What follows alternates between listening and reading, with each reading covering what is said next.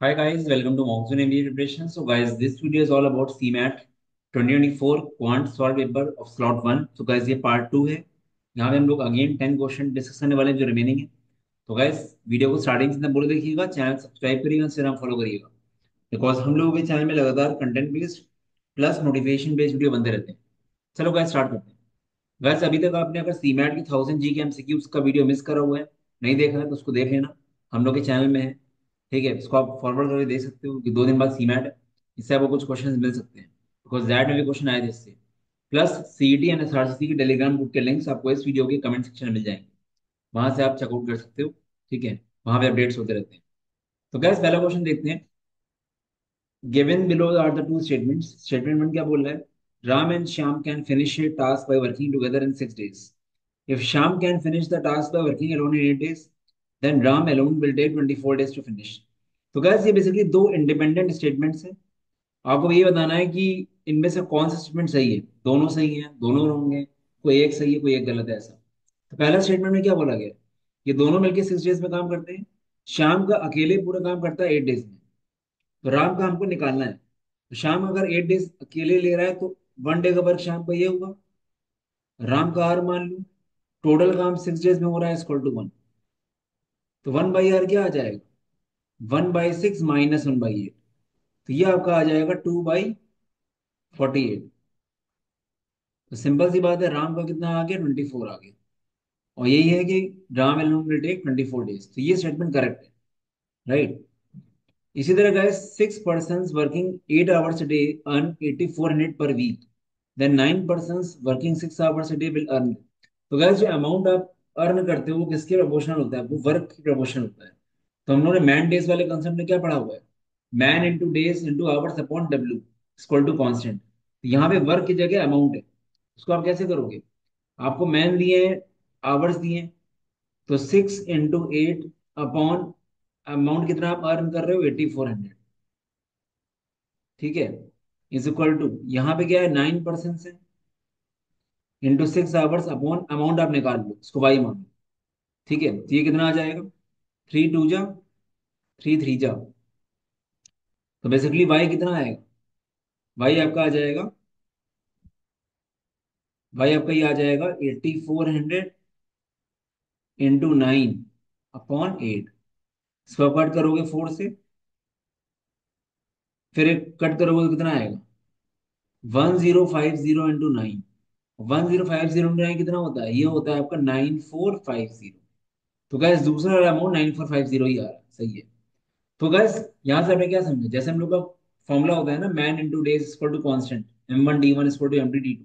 ऐसा detailed formula क्या होता है वर्क के साथ? M1 into D1 into H1 by W1 equal to M2 into D2 into H2 by W। But यहाँ पे वर्क नहीं दिया है, वर्क का प्रोपोर्शनल में अमाउंट दिया गया है। तो बस आपने नीचे अमाउंट लिख दिया है, बस वही करा है। ठीक है, तो ये दोनों स्टेटमेंट सही है, तो आंसर क्या आ जाएगा? Both 1 and 2 are true. Second question देखते हैं। Find the total number of permutations that can be made from the letters of the word omega if the vowels occupy odd places. तो gas, omega में vowels कौन कौन से हैं? ओ, E and A. Gas, ये odd है 1 number, फिर third number, फिर फिफ्थ नंबर। तो ओ ई ए यहीं पे आ सकते हैं, तो ये अरेंज हो जाएंगे 3 फैक्टोरियल वेज में। और ऐसे में गैस, एम और जी जो है, ये इवन प्लेस में आएंगे, ये होंगे 2 फैक्टोरियल वेज में। तो ये आ जाएगा 6 इंटू 2 इक्वल टू 12 वेज। ये आंसर आपका आ गया 12 वेज। इजी क्वेश्चन था ये काफी। ठीक है, तो ये क्वेश्चन काफी इजी था। चलते हैं नेक्स्ट क्वेश्चन में। Given below are the two statements. Statement one, in order to get a mixture worth 16.5 rupees per kg, a grocer needs to mix the two varieties of pulses costing 15 rupees and 20 rupees per kg, respectively in the ratio 7:3। तो gas, यहाँ पे भी दो statements आपको दिए गए हैं। ठीक है, और दोनों में देखना है कौन सा सही है कौन सा गलत है। तो मतलब, अगर हम पहला देखें तो मिक्सचर का प्राइस 16.5 है। ठीक है, और बोला जा रहा है a grocer needs to mix two varieties of pulses costing इतना इतना in the respective ratio 7:3। तो क्या, इसको ऐसे कर लो आप, ये 15 है, ये 20 है। ये 16.5 है। तो गाइस देखो क्या रेशियो आ रहा है। 16.5 माइनस 15 कितना आएगा? ये आएगा, सॉरी, 1.5। ठीक है। और 20 माइनस 16.5 कितना आएगा? ये आएगा 3.5। अगर तो ये रेशियो आया ना आपका 3.5/1.5। 35/15 कितना हो गया? ये हो गया आपका 7:3। ये आपका आंसर आ गया। 7:3 इज द आंसर। ठीक है, तो ये सही है। मतलब ये स्टेटमेंट आपका सही, करेक्ट है। अब गाइस स्टेटमेंट टू देख लेते हैं। ए merchant has 1000 kg rice, part of which he sells at 8% profit and the rest 16% profit. He gained 14% on the whole. The quantity of rice sold at 16% profit is 750. तो कैसे हम ये निकाल सकते हैं? कैसे? आपके पास प्रॉफिट्स का एलिगेशन करना है, 8, 16, 14। तो प्रॉफिट्स को जब एलिगेट करोगे तो क्या आएगा? जो रेशियो आएगा वो क्वांटिटी का रेशियो आएगा। किस रेशियो में क्वांटिटी ली है? 14 माइनस 8 हो जाएगा 6, 16 माइनस 14 हो जाएगा 2। तो बेसिकली 1:3 का रेशियो आ गया। ठीक है, तो 1:3 मतलब 1000 अगर है तो 1/4 इंटू 1000 कितना होगा? ये होगा 250। 3/4 इंटू 1000 हो जाएगा आपका 750। तो आपका आंसर आ गया इसमें 750। सही है। 16% वाले केस में 750 आ रहा है। तो इसका मतलब क्या हुआ? जो 1000 kg राइस था उसमें बेसिकली ऐसे सेग्रीगेट किया गया है, 250 kg आप 8% के प्रॉफिट के थ्रू सेल कर रहे हो एंड बाकी आप 16% की। तो ये दोनों स्टेटमेंट अगेन राइट ट्रू है। तो ये आपका आंसर आ गया। अब गाइस चलते हैं नेक्स्ट क्वेश्चन में। इसको देख लेते हैं एक बार।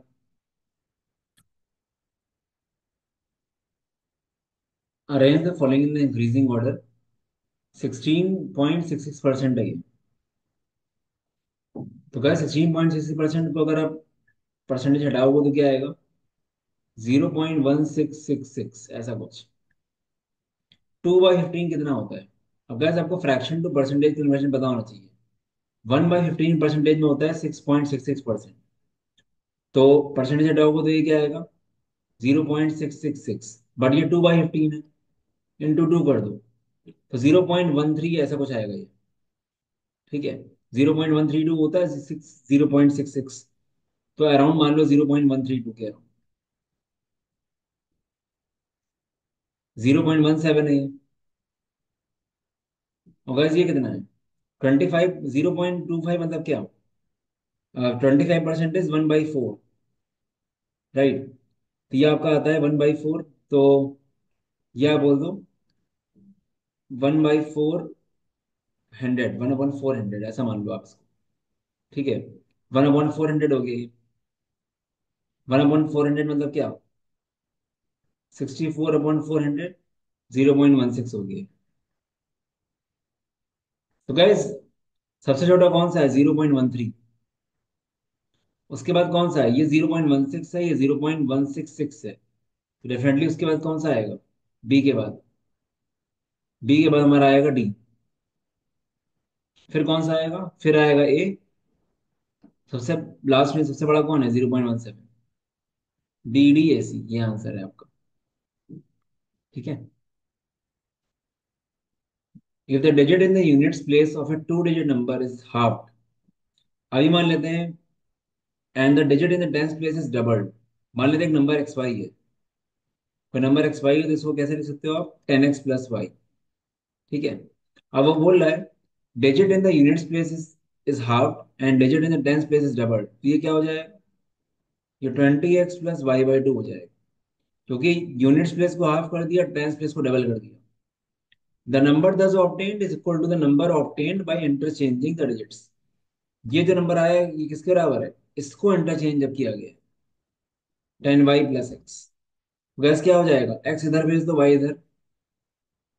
19x आ जाएगा 10y - y/2। तो y x 2x आ गया। y 2x आ गया। तो गैस अब देखो ऑप्शंस कौन से। तो अगर y 2x है तो ये 10x+2x 13x, 12x हो गया एक तरह से। तो sum of the digits in is a two digit number. Sum of the digits is a two digit number, ये देख लेते हैं। ठीक है। Digits in the units place is half the digits in the tens place. नहीं है, digits in the units place is double the tens place. तो ऐसा कोई है जिसमें ऐसा लिखा रहा हो, digits in the units place is two times the tens place, ये कौन सा है? ये digits in the unit place is two times the tens place, तो ये बिल्कुल परफेक्ट है। तो आपका आंसर आ जाएगा इसका 4। ठीक है। तो guys, sum of the digits two digit number क्यों नहीं होगा? क्योंकि वो अलग अलग वेरी करेगा एक्स की वैल्यू पे। जैसे ये नंबर क्या आएगा, ये नंबर मेरा आएगा 12x। अगर हम एक्स को 1 रख दें तो 1 + 2 3 आता है। ठीक है, ऐसा है। तो वो नहीं है, तो ये बिल्कुल परफेक्ट बैठ रहा है। इसमें ये तो बोला गया है यूनिट्स प्लेस में जो नंबर है वो क्या है, टू टाइम्स है टेंस प्लेस का, ऐसा हो रहा है बिल्कुल। ठीक है, तो आंसर 4 आ। बेसिक्स अगर नंबर से बनाए तो कर लो। ये नंबर्स और लीनियर इक्वेशन मिक्स है, मतलब एक तरह से। A train traveling at 48 km per hour completely crosses another train traveling half the length of the first train and traveling in opposite direction at 42 km per hour in 12 seconds. तो gas क्या हो जाएगा? मान लेते हैं first train की length अगर 2x है, सेकंड ट्रेन की लेंथ क्या होगी, x होगी हाफ। अपॉन अपोजिट डायरेक्शन में आ रही है 48 + 42 स्पीड ऐड हो जाएगी, रिलेटिव स्पीड। ये आ जाएगा आपका 90 किलोमीटर पर आवर को मीटर पर सेकंड में कैसे बदलेंगे, इंटू 5/18 करके, इक्वल टू आ गया 12। तो बेसिकली 3x इक्वल टू आ गया कितना, ये आपका कितना है 25। 3x इक्वल टू आ गया 25 × 12। एक्स आपका आ गया 100। एक्स आपका 100 आ गया। ठीक है। अब गैस क्या बोला गया है, the train having speed of 48 kilometre per hour also passes the railway platform in 45 seconds. What is the length of the platform? तो गैस यहाँ पे क्या हो जाएगा, जो ट्रेन 48 किलोमीटर पर आवर में ये प्लेटफॉर्म क्रॉस कर रही है, तो ट्रेन की लेंथ कितनी है, ट्रेन की जो लेंथ है वो कितनी है, 2x है ना। तो क्या हो जाएगा, 200 प्लस प्लेटफॉर्म की लेंथ बाई मान लो, अपॉन कितना आ जाएगा, 48 × 5/18 इक्वल टू 45 सेकेंड्स। तो ये कितना आ गया, 200 + 22 इक्वल टू आ गया 48 × 5/18 × 45। 6 3 जा, 6 8 जा, 3 15 जा, तो ये आ गया, वाई आ गया आपका 400। ठीक है, तो आंसर आ गया 4।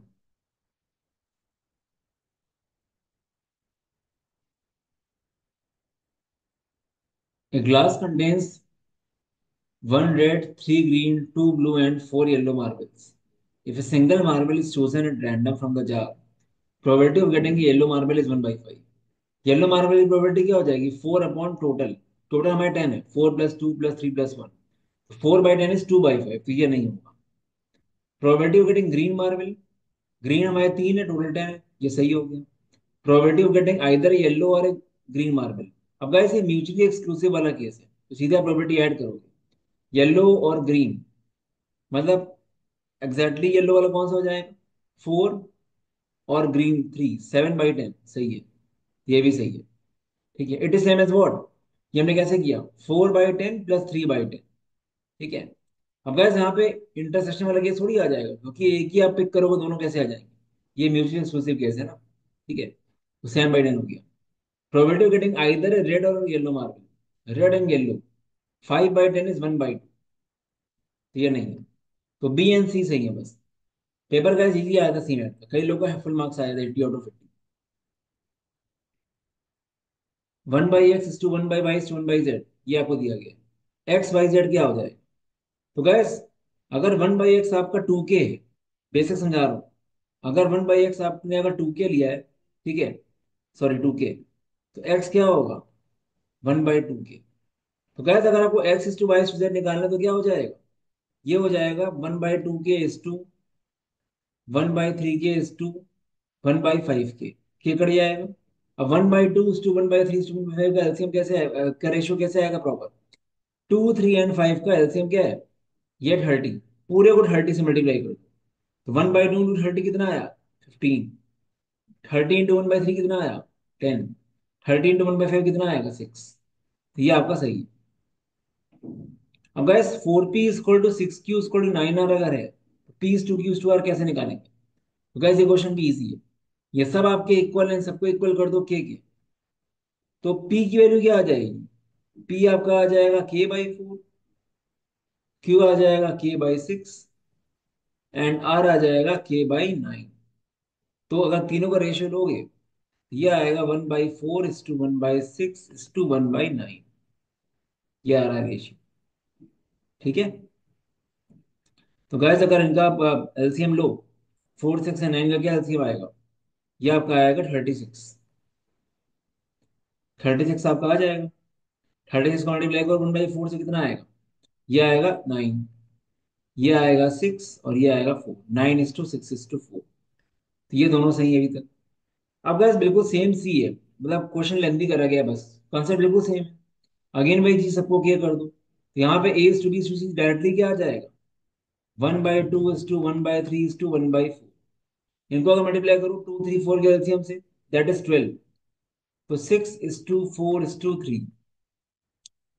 तो 3:4:6 गलत है, ये नहीं आएगा। इसी तरह P/Q/R भी गलत है गाइस। अगर आप P/Q निकालो तो ये आएगा 2/3। Q/R आएगा 3/4। और R/P कितना आएगा? 2। अगर आप पूरे को 12 से मल्टीप्लाई कर दो, क्योंकि 3 और 4 का एलसीएम 12 आ रहा है ना, ये तो 1 ही है एक तरह से। पूरे को 12 से मल्टीप्लाई कर दो कितना आएगा? ये आएगा आपका 8, ये आपका आएगा 9, ये आपका आएगा 24। तो 8:9:24 आएगा, ना कि 9:8। ये गलत हो गया। तो ए एंड बी आर। बहुत इजी क्वेश्चन है गाइस, बस लेंदी किया गया है। A certain amount of money at compound interest grows to इतना in 3 years। मतलब ये अमाउंट दिया है 3 साल में इतना, एंड 4 years में इतना अमाउंट। तो गैस जब अमाउंट्स आपको दिए रहते हैं, तो अगर nth ईयर, मतलब टोटल n ईयर्स और n+1 ईयर्स के जो अमाउंट्स का रेशियो होता है, वो सीधे 1+r/100 होता है। ऐसा क्यों? थोड़ा डिराइव कर दे रहा हूँ। अगर आपको 3 साल का अमाउंट लिखना है, आप क्या लिखोगे? ऐसे लिखोगे राइट, 3 साल का अमाउंट। अगर आपको 4 साल का लिखना है, क्या लिखोगे? आप ऐसे लिखोगे, राइट। दोनों डिवाइड करेंगे, क्या आएगा? ये A1 मान लो, उसको A2। तो ये क्या आ जाएगा? सीधे आ जाएगा A2/A1 = 1+R/100, राइट। A2 कितना है मेरा? 73,205 कितना है? 6650 = 1+R/100। अब गैस को अगर 5 से कट करो तो ये कितना आएगा? ये आएगा 13310, और ये आएगा 14641, ऐसा कुछ आएगा। तो गैस अगर ये ध्यान से देखोगे आप, तो ये क्या होता है? ये आपका होता है 11⁴। ये होता है 11³ × 10। बस 11³ कट गया इससे। 11/10 = आ गया 1+R/100। तो आर आ गया 10%। ये आपका आंसर आ गया। If A × B × C greater than 0 such that A and B and C are integers, कौन सा मस्ट ट्रू होगा? तो गाइस ये तीनों जीरो से बड़े कैसे हो सकते हैं? आज जब तीनों आपके पॉजिटिव हो, जब तीनों आपके पॉजिटिव नंबर हो, तब मल्टीप्लिकेशन जीरो आएगा, से बड़ा आएगा। सब व्हेन ऑल आर पॉजिटिव। और एक केस कौन सा हो सकता है जब सारे जीरो से बड़े हो? जब कोई दो नेगेटिव हो और एक पॉजिटिव हो। कोई दो नेगेटिव एक पॉजिटिव आ जाएगा, ठीक है। कोई अगर दो नेगेटिव में एक पॉजिटिव आ जाएगा, तो अगर आप 1 × 2 × 3 लो, तो ऑल पॉजिटिव वाले केस का आप पता ही नहीं लगा पाओगे, क्योंकि मैग्नीट्यूड पता नहीं आपको ए का क्या है, बी का क्या है, सी का क्या है। ठीक है। तो इसमें आप चेंज आ सकता है। जैसे मैं अगर ए को 1 मान लूँ, बी को 2 मान लूँ, सी को 3 मान लूँ, तो डेफिनेटली ये तो होगा नहीं, नेगेटिव नहीं हो सकता, क्योंकि सब पॉजिटिव है। A × B/C जीरो से बड़ा, ये भी आपका हमेशा हो। ठीक है, तो ये आपका नहीं हो सकता। और A > B C, ये हो भी सकता है, नहीं भी हो सकता है। अगर ए आपका 3 है, बी एंड सी आपके 1 और 2 है, तब हो जाएगा। बट अगर A 1 है और बी एंड सी आपके 2 और 3, तो नहीं हो। तो गैस पॉजिटिव वाले केस में मल्टीपल आंसर आएंगे। नेगेटिव वाले केस में क्या होगा? अगर -1 × -2 × 3 कर दिया, उस केस में गैस ये सेटिस्फाई करेगा। ठीक है, कोई दो नेगेटिव एक पॉजिटिव, तो ये आपको हमेशा पॉजिटिव बना देगा, क्योंकि कोई दो नेगेटिव है ना गैस। दो नेगेटिव में ऊपर नेगेटिव आएगा कोई भी, ठीक है, और नीचे आपको आएगा। मतलब ऐसे देखो आप कि अगर ए एंड बी दोनों पॉजिटिव हो गए, ए एंड बी दोनों नेगेटिव है, तो ये पॉजिटिव मिल गया। फिर सी भी आपका पॉजिटिव होगा, तब भी ग्रेटर देन जीरो आएगा। ठीक है। और अगर ए एंड बी में एक भी नेगेटिव हुआ, तो डेफिनेटली नीचे नेगेटिव आ रहा होगा, तब भी पॉजिटिव होगा। तो मतलब A into B by C greater than zero हमेशा होगा ही होगा। ठीक है। मैं क्या कह रहा हूँ कि अगर ए एंड बी दोनों को आप नेगेटिव ले लो, तो ऊपर पॉजिटिव आया, नेगेटिव इंटू नेगेटिव, और नीचे थ्री आएगा, वही पॉजिटिव है, तो पूरा पॉजिटिव हो गया। ये केस। अगर आप बोलते हो कि ए एंड बी में कोई एक नेगेटिव एक पॉजिटिव ले लो, मान लो मैं ए को -1 ले लूँ, बी को 3 ले लूँ, तो सी क्या आएगा -2, तब भी पॉजिटिव आया, तो ये पॉजिटिव आना ही आना है। ठीक है। तो second is the answer for this question. तो अगर तीनों पॉजिटिव ले रहे हो पहले केस में, उस केस में आप पता नहीं लगा पाओगे आंसर। आंसर आपका पता चलेगा इससे, जब दो नेगेटिव एक पॉजिटिव। तो गाइस ये 10 क्वेश्चन हो गए, पेपर इजी था, ठीक, बड़ा एक आइडिया लग गया जिन्होंने नहीं देखा था। ठीक है। बाकी गाइस अगर एमबीए सीडी रिविजन करो, एमबीए सीडी आपका अप्रैल में है, टाइम बहुत है अपने पास, अराउंड 2 से ढाई महीने आराम से। कोई अगर एक स्ट्रक्चर्ड वे में हम लोग के साथ 2 महीना भी ढंग से पढ़ लेगा, मैं किसी भी हाल में मान ही नहीं सकता एग्जाम ना निकले, क्योंकि it is more about variety in question types. Maximum लोग का फेल होने का रीजन क्या होता है? काफी लोग बिना वैरायटी करे खाली मॉक्स देते रहते हैं, और भाई 70-80 मार्क्स आता रहता है। ठीक है। लास्ट ईयर 14 लोगों का जेबीआईएमएस कन्वर्ट हुआ है guys, MHRD MSc finance, and without GDPI the pricing is 3500। बाकी जो जीडीपीआई होता है जेबीआईएमएस एमएचआरडी एमएससी फाइनेंस के लिए होता है मेनली, सारे मेंटर्स जेबीआईएमएस के ही होते हैं जो कन्वर्ट कर चुके हैं। ठीक है। And this year we are targeting at least 20 to 25 candidates का सिलेक्शन। बाकी गाइस कोई भी एग्जाम का रिजल्ट उठा लो आप, आपको रिजल्ट अच्छा दिखेगा। ठीक है, क्योंकि वैरायटी इन क्वेश्चन टाइप्स काफी कवर्ड है। Apart from that guys, CMAT तो वही है, एसआरसीसी का आप चेकआउट कर सकते हो, एसआरसी का मिनी क्रैश कोर्स अभी आ जाएगा। ठीक है, बहुत ही इकोनॉमिकल प्राइस में, 20-25 डेज के लिए, उसको आप कर सकते हो। अगर कोई नेक्स्ट ईयर प्रिपरेशन कर रहा है कैट की, तो कैट का 3rd फेब से हम लोग बैच स्टार्ट है। एमबीए सीटी के मॉक्स हम लोग के काफी रेलिवेंट है गाइस। एमबीए सीटी का फ्री मॉक भी हम लोग लाइव कर चुके हैं। 18 में से 12 मॉक्स सेक्शन बेस्ड होंगे। ठीक है, एंड 6 मॉक्स हम जम्बल देंगे लास्ट के, इससे आपको वैरायटी मिलेगी। ये 18 मॉक्स 999 के हैं। अगर ये 18 मॉक्स आप अच्छे से दे दोगे, काफी कुछ आपको नया मिलेगा। ये बहुत अच्छे रिव्यूज आए हैं सीईटी के। बाकी ये results and reviews you can check out. बाकी गैस पॉज करके आप पढ़ना रिव्यूज, आपको आइडिया लग जाएगा अपने आप। ठीक है। एमबीए सीईटी का रिव्यू।